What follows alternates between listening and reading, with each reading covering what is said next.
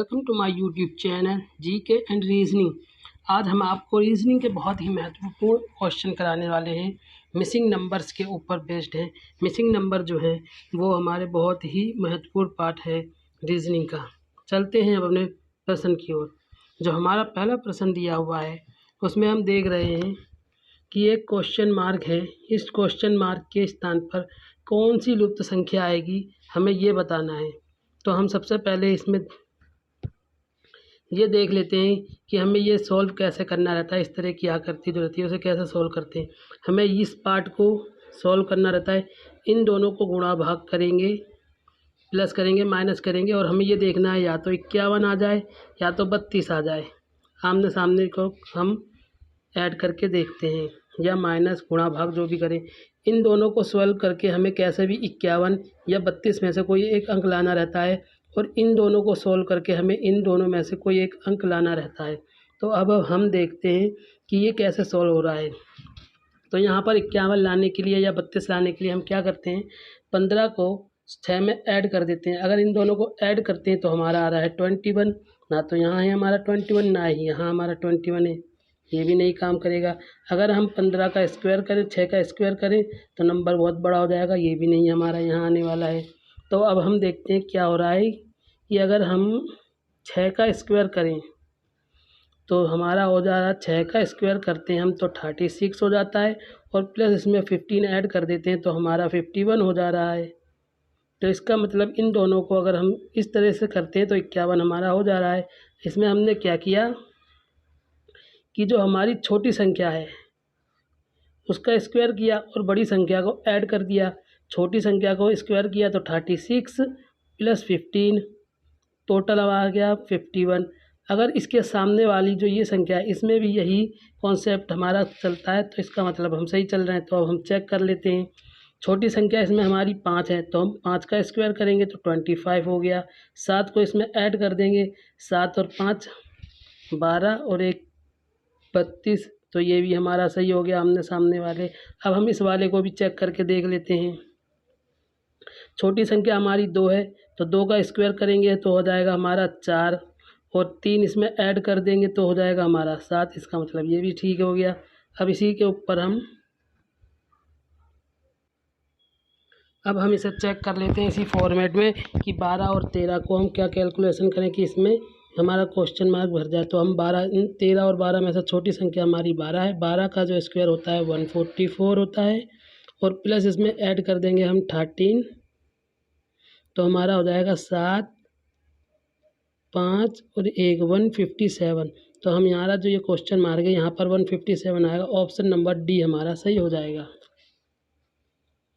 चलते हैं अपने अगले क्वेश्चन की ओर। अगला क्वेश्चन भी है हमारा सेम पैटर्न पर आधारित है और इसमें हम देखते हैं कि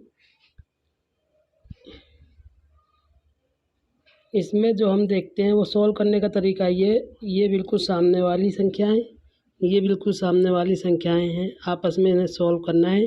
अब इसका पैटर्न कुछ इस तरीके से है कि अगर हम इन्हें जोड़ें, घटाएं या कुछ भी करें, पहले हम देख लेते हैं क्या होता है। तो पहले हम इन दोनों को ऐड करते हैं। 9 प्लस 5 प्लस 1 प्लस 10, टोटल हमारा कितना हो गया, ये हमने सामने वाली संख्याएं जोड़ ली तो 9 10 और 11 21 हो जाता है हमारा। 9 5 10 15 25, 9 प्लस 5 प्लस 1 प्लस 10, टोटल हो गया हमारा 25। इनको ऐड करके अब हम इसको ऐड कर लेते हैं। 6 2 8 6 2 6 2 8 8 6 14 14 11 25, तो ये भी हमारा 25 हो जा रहा है। देख रहे हैं कि संख्याएं सिमिलर आ रही हैं हमारी। अब हम इसको भी जोड़ लेते हैं। 7 3 10 10 11 21 और 25, ये भी हमारा 25 हो गया। इनको ऐड कर लिया, इनको ऐड कर लिया, सबको ऐड करके हमारा 25 आ रहा है। तो इस तरीके से जो ये हमारा क्वेश्चन मार्क है इसमें भी हमारा सेम पैटर्न फॉलो करेगा। तो हम करके देख लेते हैं। 8 5 13 13 5 18, तो 18, 25 में से अगर हम 18 माइनस करेंगे तो कितना हमारा आ जाएगा, 25 में से 18 माइनस करेंगे तो हमारा आ जाएगा 7, जो कि हमारा ऑप्शन नंबर 1 में है। तो हम कह सकते हैं कि ये जो हमारा मिसिंग नंबर है यहाँ पर जो है हमारा ऑप्शन नंबर ए 7 सही हो जाएगा। इसमें जो हमारा सॉल्व करने का तरीका था, ये हमें सामने वाली बिल्कुल जो भी है इसे प्लस माइनस करके देखना है कि नंबर हमारे बराबर आ रहे हैं। नंबर हमें बराबर लाने हैं, चाहे हम प्लस करें चाहे माइनस करें, गुणा भाग कुछ भी करके नंबर हमें बराबर लाने हैं। और अगर नंबर बराबर आते हैं तो उसी पैटर्न को हम क्वेश्चन मार्क वाले में फॉलो करके हम मिसिंग नंबर पता कर सकते हैं। चलते हैं अपने अगले क्वेश्चन की ओर। अगला क्वेश्चन हमारा सेम पैटर्न पर आधारित है। इसमें क्या करना रहता है, हमें ये क्वेश्चन मार्क है और इस क्वेश्चन मार्क पर हमारी लुप्त संख्या का पता लगाना है। तो इस तरह की जब पैटर्न रहता है तो हमें उसमें क्या देखना रहता है कि हमें इस को सॉल्व करना रहता है। इन दोनों को सॉल्व करके या तो हमें 64 लाना है, इसको छोड़ के हम इसमें करते हैं। इन दोनों को सॉल्व करके या तो हमें 27 लाना है या तो हमें 1 लाना है। और इन दोनों को सॉल्व करते ही या तो हमें 1 लाना है या 27 लाना है, क्योंकि कभी इन दोनों को सॉल्व करके यहाँ पे लिख देते हैं, इन दोनों को सॉल्व करके यहाँ पे लिख देते हैं। तो इसी तरीके से हम चेक करते हैं कि 8 5 में ऐसा क्या रिलेशन है कि यहाँ 27 या 1 आ जाए। तो 8 को हम 5 में जोड़ते हैं तो हमारा ना तो 1 आ रहा है ना 27 आ रहा है। गुणा करके देखते हैं, 8 पंजे 40, जब भी नहीं आ रहा है। अब हम ये देखते हैं कि 8 में से अगर हम 5 माइनस करते हैं तो हो जाता है हमारा 3। 8 माइनस 3 8 माइनस 5, 8 माइनस 5 तो हमारा आ गया 3। और ये जो 27 है वो 3 का क्यूब है। अगर हम 3 का क्यूब करेंगे तो हमारा कितना आ जाएगा, 27। ये तो हमारा सही हो गया। अब हम इस वाले को भी चेक करके देख लेते हैं। इस वाले को जब हम चेक करते हैं तो क्या करेंगे, 23 माइनस 19, 23 माइनस 19 तो हमारा बच गया 4। और 4 का क्यूब करेंगे तो हमारा 64 आ जाता है। ये भी हमारा सही हो गया। अब इसी तरीके से हम ये वाला चेक करके देख लेते हैं। 3 में से 2 गए तो हमारा बच गया 1, और 1 का क्यूब हमारा हमेशा 1 ही रहता है। तो इसी तरीके से हम इसको भी सॉल्व कर सकते हैं।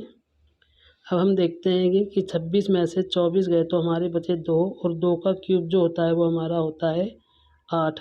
तो हम कह सकते हैं ऑप्शन नंबर 4 इसका सही हो जाएगा। जो ये लुप्त अंक है यहाँ पे हमारी 8 संख्या आएगी। चलते हैं अपने अगले क्वेश्चन की ओर।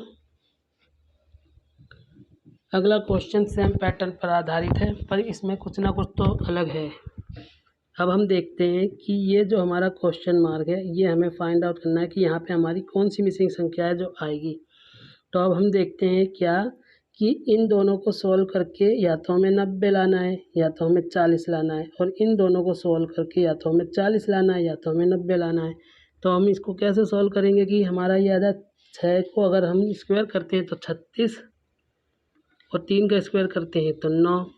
तो 40 भी नहीं आ रहा है, ना ही 90 आ रहा है।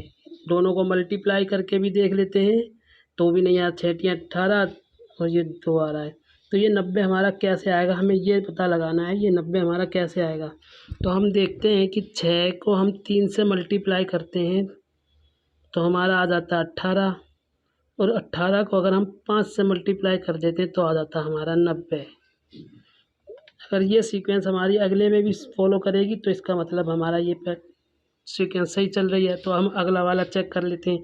अब हम ये चेक कर लेते हैं दोनों को, 2 और 3 को। 2 3 6, 6 और को 5 से मल्टीप्लाई करेंगे तो 30 आ जाएगा। तो इसका मतलब ये भी हमारा सही फॉलो कर रहा है। अब इसी तरीके से हम इन दोनों को भी करके देख लेते हैं। 4 दूनी 8 और प्लस प्लस और मल्टीप्लाई तो 40। इसका मतलब हमारा ये भी सही चल रहा है। तो इसी प्रोसेस पे हम इन दोनों को भी सॉल्व कर लेंगे। 5 चौक 20 और इंटू 5 तो 100 हो जाएगा। इसका आंसर हमारा ऑप्शन नंबर 1 जो है हमारा वो हो जाएगा 1। जो लुप्त संख्या है उसके जो संख्या निकलेगी वो हो जाएगी हमारी 100। इसमें जो हमने पैटर्न फॉलो किया वो यही फॉलो किया है कि जो हमने इन दोनों संख्याओं को मल्टीप्लाई कर दिया है, और मल्टीप्लाई करने के बाद में 5 से मल्टीप्लाई कर दिया है। फिर उसी तरीके से इन दोनों संख्या को मल्टीप्लाई किया और फिर इनको भी 5 से मल्टीप्लाई किया, इनको मल्टीप्लाई किया, 5 से मल्टीप्लाई किया। उसी तरीके से हमने इसको भी मल्टीप्लाई किया, 4 × 5 × 5 तो हमारा आ गया 100। तो हमारा ऑप्शन नंबर ये सही हो गया। चलते हैं अपने नेक्स्ट क्वेश्चन की ओर। नेक्स्ट क्वेश्चन भी हमारा सेम पैटर्न पे आधारित है, पर अब इसमें देखते हैं कौन सा हमारा नियम काम कर रहा है। ये हमारा क्वेश्चन मार्क है, इसमें अंदर के हमने सॉल्व किए, अब जो है हमारा ये बाहर है। इसमें भी हमारा सेम तरीका होता है कि इन दोनों को सॉल्व करके या तो हमारा ये आएगा या तो ये आएगा, और इन दोनों को सॉल्व करके या तो ये वाली संख्या आएगी या तो ये वाली संख्या आएगी। अब हम इसे सॉल्व करके देख लेते हैं एक बार। 11 और 24 को अगर हम ऐड करते हैं तो कितना आता है हमारा, 5 और 3 35। तो 35 जो है ये हमारी सामने वाली संख्या है। अगर हम इन दोनों को ऐड करते हैं तो कितना आता है हमारा, 25 + 9 कितना आ रहा है हमारा,